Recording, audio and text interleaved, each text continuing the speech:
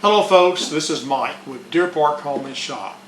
Today I'd like to show you a $3 hack on how to level your router plate smooth and flush with your tabletop. Now this doesn't require any shims or adjusting screws. It doesn't require any expensive store-bought jigs or leveling systems. And once you drop your plate in the table, it'll only take you a couple of minutes to get it right on the money. So be sure to continue watching and I'll show you how easy it can be. If you have a factory-made router table, you probably already have a leveling system built in. But if you built your own table, this leveling issue is something you're going to have to deal with. The method I've used here to build this table extension for my table saw is very common. It relies on a routed rabbet for the plate to sit on. The usual procedure is to route this rabbet here to the exact same thickness as your router plate. And this often fails for many people because it's difficult to get it just perfect.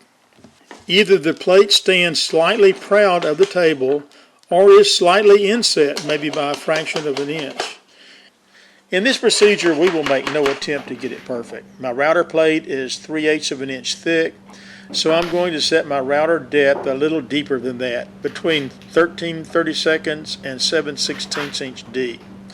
In other words, when I cut this rabbet, it will have the effect of insetting the plate between a 32nd and a 16th of an inch below table level. And instead of trying to shim the plate up to level, we're going to use 4 of these. These are 1/4 inch wide rubber O-rings. Now remember, I told you this would be easy. Notice that the rings slide snugly onto the mounting screw and they stay put during the whole installation process. To size the O-rings, I would take your mounting bolt with you down to the hardware store and let them help you get the right ones. There are basically 2 thicknesses. One's about a 1/16 of an inch thick and the other's about 3/32. I usually use the thicker ones so they will compress down to the 1/32 inch more reliably. Now before I show you how they work, make sure that when you cut your rabbet, you make this flange part at least 3/4 of an inch wide. If you get it too narrow, there won't be room for your mounting bolts. To drill the holes, I simply drop the plate back in the table and use a 1/4 inch bit to tap out my holes.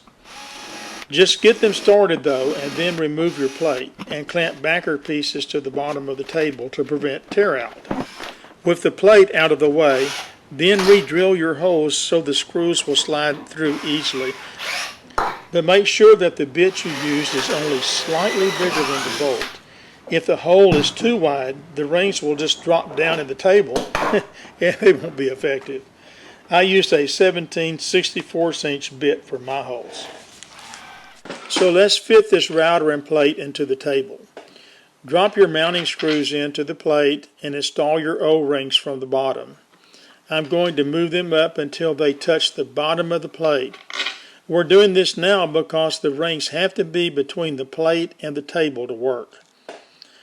Now line up with the bolt holes and let it drop into place. If the bolts hang up a bit, simply tap them into place.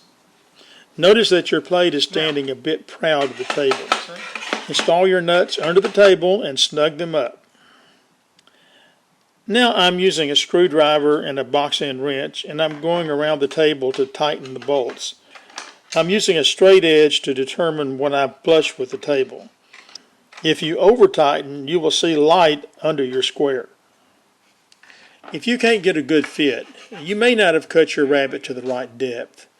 If the rabbet's too shallow, try some thinner O-rings under the plate, or you might even need to make another pass around your rabbet with your router. It's a bigger problem though if you cut the rabbet too deep. You can try some thin washers under your O-rings, but here again you may need to make another trip to the hardware store and find some tight fitting thin washers. If that fails, you may need to fill in your rabbet and recut it. Just be sure to check all 4 corners with your straight edge. When all 4 corners are flush and level, you're done. Well folks, that's pretty much it for today. So please like our video, and if you have any questions or comments, of course, send those to me and I will get back to you. And before we go, I would like to mention that today we were installing the Kreg router plate. I've had this plate for 3 years, and we've made a lot of sawdust together. It's a great plate with some great features, but how well did it hold up? Would I buy it again? What's my honest opinion? Well, I will be doing a review on this coming up, as well as some other topics. So be sure to subscribe so you won't miss anything, and don't forget to ring that bell. And until next time, thanks for watching.